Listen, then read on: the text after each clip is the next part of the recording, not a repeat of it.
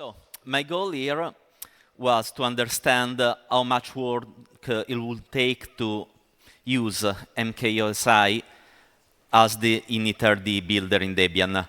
For people who are not familiar with Debian, we have initramfs-tools, which is just shell scripts. It calls Dracut also for some functions. And it is already distributed among Debian packages, which provide specific hardware integrations or extra features that are not part of the core initramfs-tools. So I had a quick look at all the Debian packages, which in some ways provide parts of the initramfs-tool system. And then I could categorize them accordingly to how much work I think it will be needed to replace them. For a start, we have the easy ones that we will not need anymore. Currently, we use klibc and busybox to provide most of the system. There are other functions which are provided by the systemd ecosystem, so we don't need these packages. There are quite a number of packages which do not need any special integration. They are like FSCK tools for specific file systems which are not discovered automatically, or other file system related tools or block device related tools which just need to be installed in the initRd. So, or there are specific modules which are not auto-detected and needs to be installed. All these packages can just be installed in the new initRd by mkosi, and they do not need any special integration. Or maybe they copy some configuration files which are used by other components. Anyway, that's all easy stuff.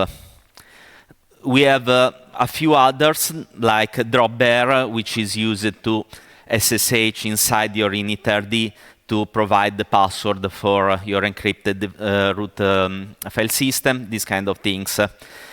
These programs, again, can just be installed in the initRd. They don't require much special integration. There is the issue of all the network block devices like iSCSI, NBD, all the multipath stuff for fiber channel. NFS is built in, so it will need to be replicated in the new system. Anyway, these packages do not need special consideration, but need some useful integration with either network manager or systemd initRd in a way that network interfaces will be configured the right way and before actually trying to mount the root device. Hopefully, the systemd dependency system can in some way deal with this. On the other hand, a lot of these packages are not actually needed inside the initRd. Maybe there should be some way to prune what is installed, or else these packages should be split in core functions that are needed inside the initRd, and the rest which is only needed on the real system. This should be explored to be better understood. There are some uncommon use cases, I say, niche packages. Some are very easy to be reimplemented. A lot of these things are about encryption. Various systems use it to provide passwords, encryption keys. And then there is a whole family of stuff used to configure live systems. I think that the size of the output of mkosi is important, because 3 times the size of the current initRd is a regression.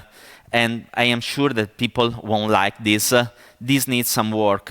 There are surely some packages like debconf which can be removed from the initRd with some work. There is no need for firmwares. for a lot of devices. There is no need for kernel drivers for sound chips, these kind of things. There is a lot of work to be done here. In some ways, I think that mkosi-initrd feels to me like a bit of a proof of concept.